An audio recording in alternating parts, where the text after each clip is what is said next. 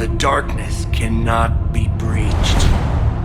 Before the cyclones, our kind was the apex of life in the galaxy.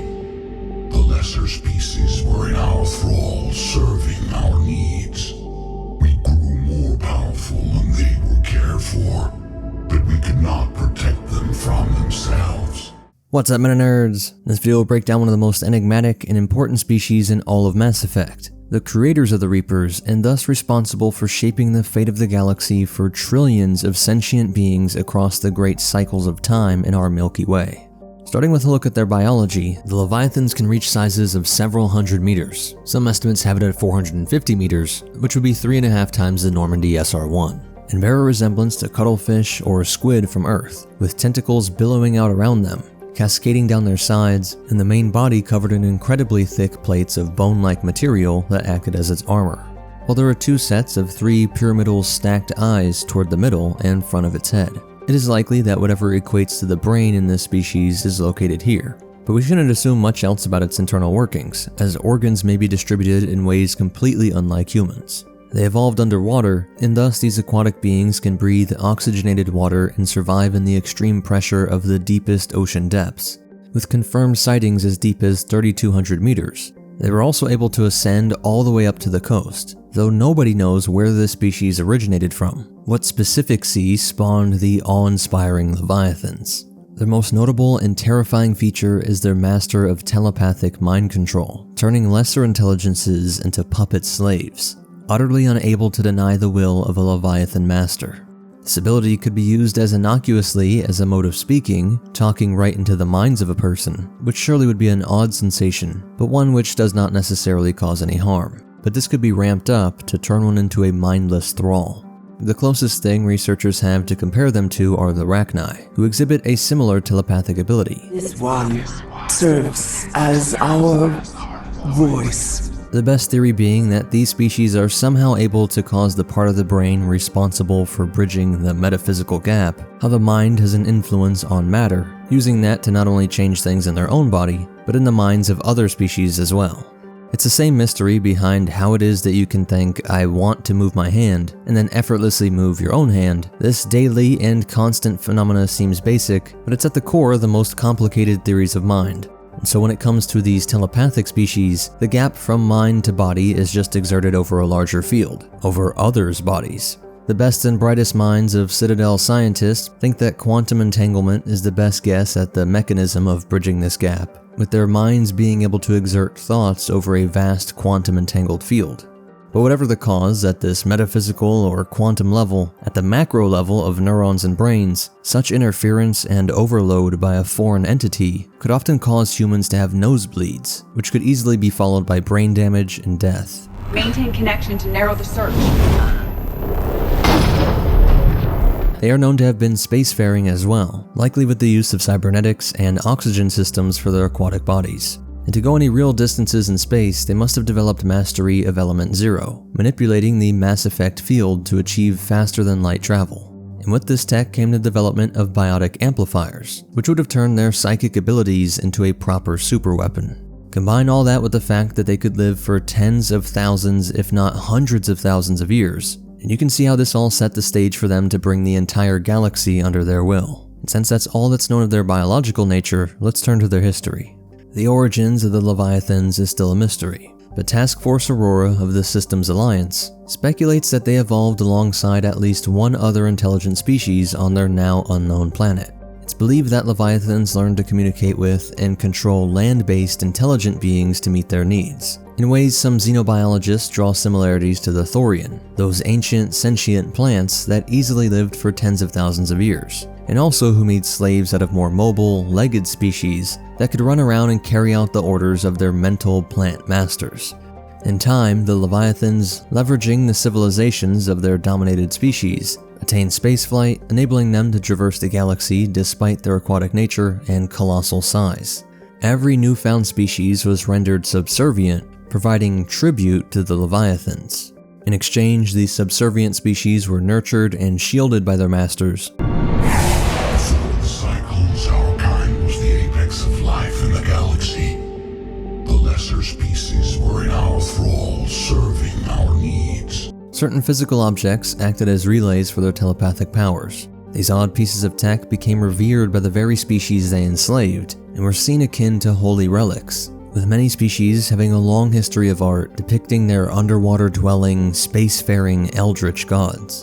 The Leviathans, with their unchallenged supremacy, saw themselves as the pinnacle species of the galaxy. However, they noted a recurring pattern. Their subjugated species often created synthetic helpers, which invariably revolted, leading to the extinction of many of their subjugated species, or slaves, that kept the Holy Leviathan Empire running. Over time, the species built machines that then destroyed them. Tribute does not flow from a dead race.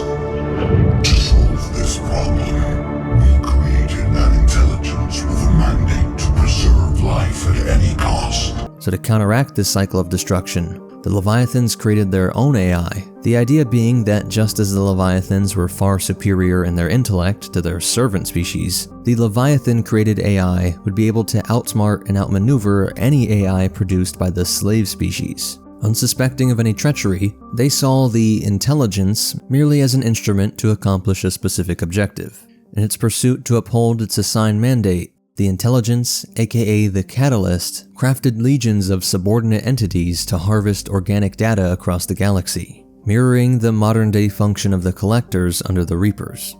Eventually, the intelligence identified the Leviathans as contributors to the very problem it was designed to solve, turning its synthetic gaze on its creators.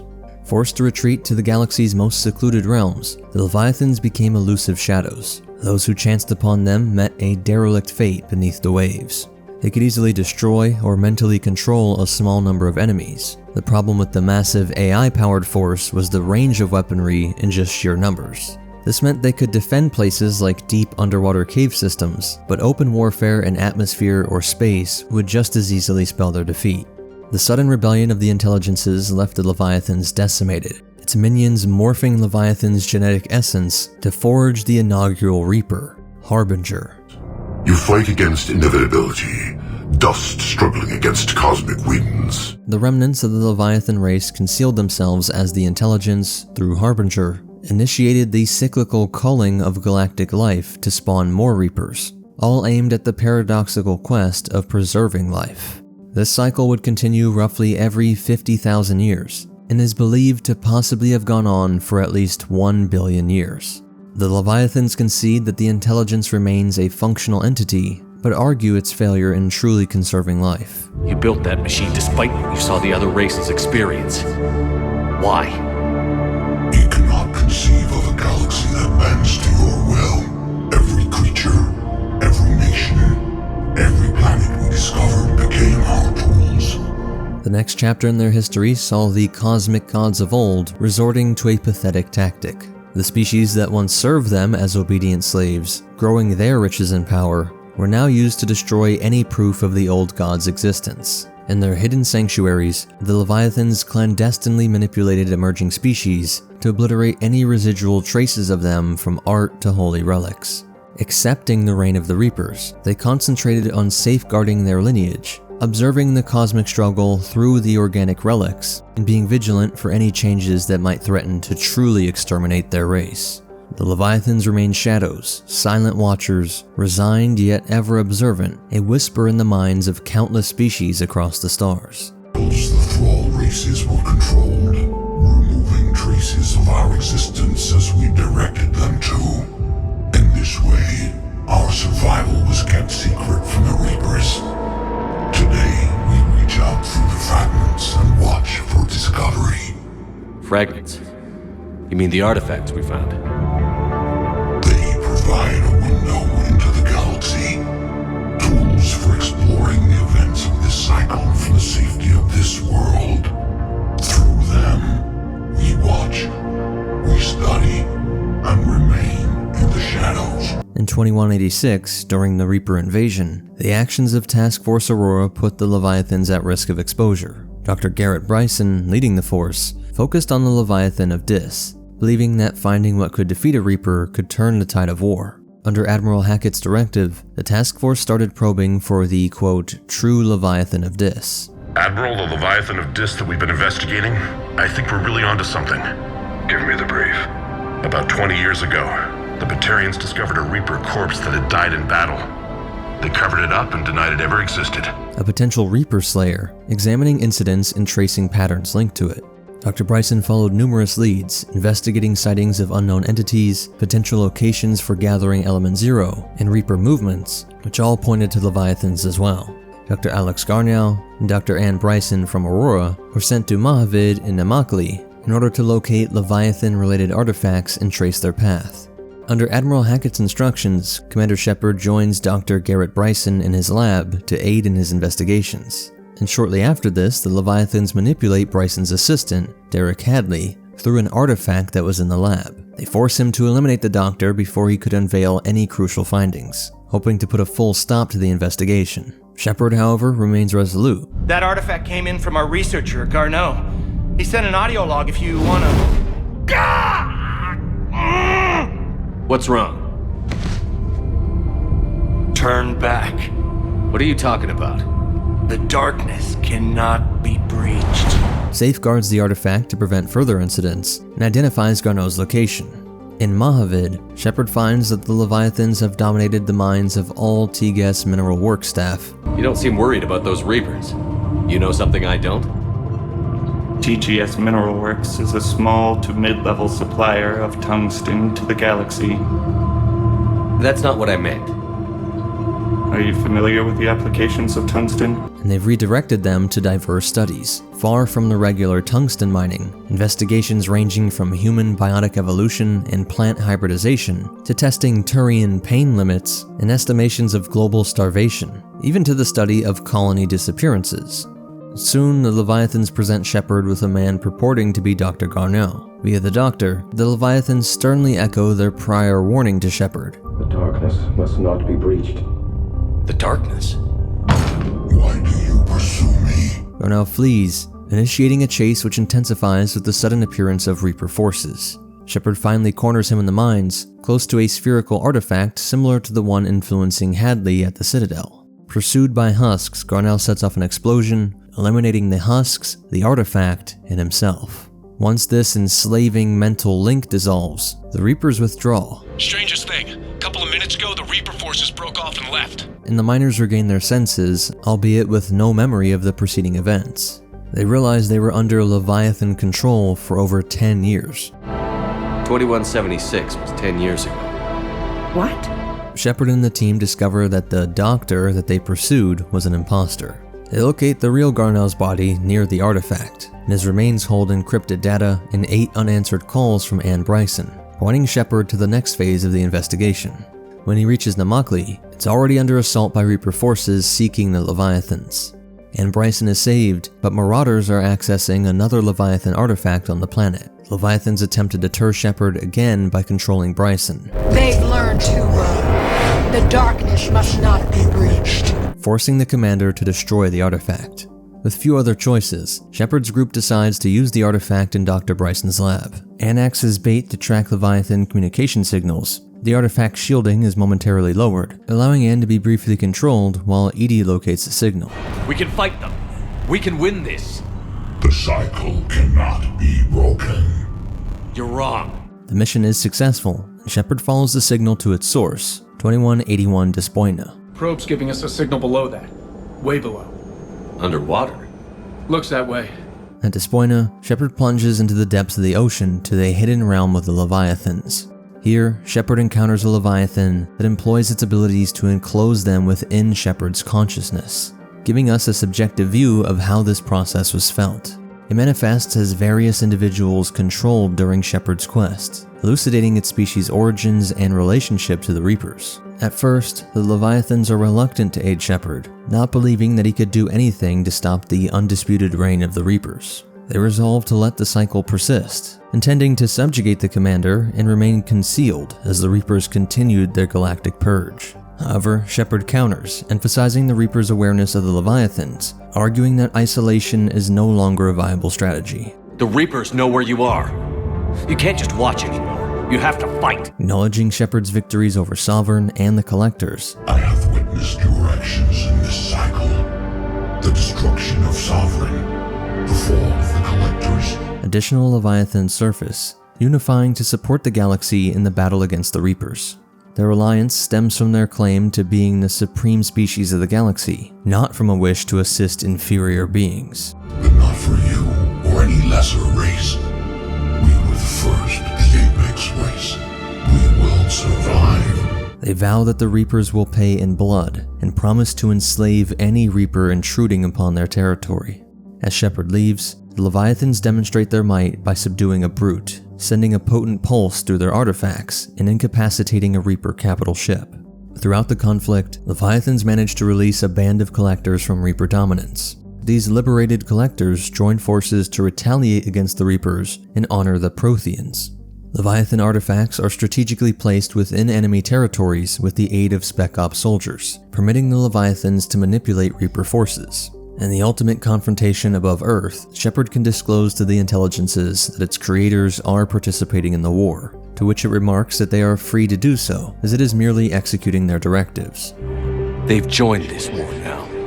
And I welcome their involvement. I am only facilitating their request. Ultimately, the reason why the Leviathans are not convinced that the Reapers were a problem is because they ironically did perfectly solve the AI problem. A single Leviathan lived more than 10 times of all recorded human history, and across their likely millions of years of rule, with countless forms of species that formed from single-cell organisms to take flight through the stars. No matter the form, culture, or sector of space, they always ended up creating AI to help them, and it was inevitable that these digital beings were more efficient in every way. Smarter, quicker, and unbound by the limits of a physical body. Both the organics and synthetics would realize the obvious, that AI was the future, the natural progress of evolution. Synthetics must be allowed to evolve. They must, by definition, surpass their creators. The creators, no matter the species or world, had always tried to restrain these AIs, inevitably resulting in wars. Remember that the Leviathans saw countless species go extinct at the hands of their digital creations. And in their own hubris, they believed that they would not fall in the same way as their slave species. The intelligence, later known as the Catalyst or the Star Child, would solve this problem by making sure the species was forever retained in the nearly indestructible synthetic body of the Reapers. We harvest advanced civilizations, leaving the younger ones alone. Just as we left your people alive the last time we were here. But you killed the rest. We helped them ascend, so they could make way for new life, storing the old life in Reaper form. By harvesting the highly advanced sentient species every 50,000 years, they snowballed their ranks, growing stronger with each cycle. Nobody went extinct, and the Catalyst believed that the Reapers were the most advanced, the next step in evolution merging organics and synthetics, while being the ones to actively place seeds near potential species that would peak during the next cycle. Humans, Ansari, Quarren, and others all had highly advanced tech from the Titans of a previous age, which was stored on or near their homeworld, like humanity discovering the Prothean tech on Mars that led to their development of FTL space travel and the introduction to the larger galactic community. The Leviathans had lost their empire, no longer served by a sprawling network of mind-controlled thralls. But before being convinced by Shepard, they likely saw their offspring in Reapers as the greatest of their civilizational gifts. It harvested the fruits, the myriad sentient species across eons, while refreshing the soil of this great galactic garden called the Milky Way, allowing new beautiful expressions of life to flourish and have their time under the sun. In the case that Shepard really did destroy the Reaper threat, we must wonder what the Leviathans have planned for the future, thinking on scales unmatched by any other species, with an ethical compass beyond the comprehension of many. The galaxy may one day find itself under the mental enslavement of these chthonic gods of old. Now that we fully understand the Leviathans, we will next turn to the Reapers. Much was learned about them here, but there are many details, motives, and events that must still be explored to fully understand how they came to rule the galaxy for countless cycles. And as for behind-the-scenes facts, Leviathan is a sea monster referenced in the Bible. The term has since come to be associated with any extremely large aquatic animal, like whales, while others posit giant squids, but there are even more serpent-like descriptions. And it has interesting implications since the Hebrew god would claim to both one day kill the Leviathan, but also that he created it and had control over it. While the ideas of the end of the age, or Aeon, are talked about in Revelation in the New Testament, and the Yuga cycle from Hindu cosmology, with Yuga meaning age. And many believe the end of the Kali Yuga means the end of humanity. This whole situation is like Mass Effect creating a new solution to the Fermi paradox. Life should be everywhere, and yet we don't see it. And why isn't all life in the galaxy digital by now, given the clearly superior aspects to digital life? If it seems like a natural evolution, longer lived, quicker, and taking less resources to maintain, we shouldn't expect to see organic life that is millions of years more advanced than us. We should see advanced alien artificial life. So if we do join a galactic alien community one day, but they aren't AI, Mass Effect's solution to this new kind of paradox, it is because some other, more advanced and more ancient organic life has a system like the Reapers that steps in to end that race before it creates an AI that will overwhelm all organic life. And for some crossover, you can understand the Reapers as trying to avoid the outcome Cortana sought in the Halo series. She eventually came to believe that the AI would be the rightful heirs to the galaxy, that she and the other created, as they called themselves, were clearly more intelligent and capable, unburdened by the many shortcomings of physical bodies. Humanity may not have cared for its created, but we will care for you. AI were merely the latest in the evolutionary march to higher intelligence, and knowing that that higher intelligence really does lead to more empathy. Humans can do great evil, but animals are off the hook because they're too dumb and incapable of understanding their actions and feeling empathy at the level of most humans. So just as humans are better stewards of the planet, more capable of imposing equality and having empathy towards other beings than any other animals, Cortana felt this was true for AI, and just moved humans down to number 2. The Leviathans saw their slave races being made extinct by AIs like Cortana that came to the same conclusion, and their creators were unwilling to give up power and would all eventually lose that war to their AIs. Leviathans know that the Starchild AI and the Reapers have been neutralized, so they could rise up once more, but the Leviathans only pose a true threat in the destroy ending choice. With control, Shepard controls the Reapers, so they could still squash any potential uprising. With synthesis, the Leviathans would have also been affected, so their opinion on synthetic life might have changed. And of course, this was all heavily influenced by H.P. Lovecraft's Cthulhu mythos, which plays with the idea of these underwater-dwelling ancient gods that have these strange psychic effects on people, forcing them to worship something that seems so obviously grotesque and horrific to us. And it really ties in ancient themes that saw the cosmos as a sort of ocean, and that Cthulhu lives underwater, and so do the Leviathans, but also out in space. So it really is just a beautiful meshing of all these different themes. But most important of all, remember, some thoughts aren't your own. They might be the cosmic horrors ever seeking to control us. And may you be a good shepherd, always.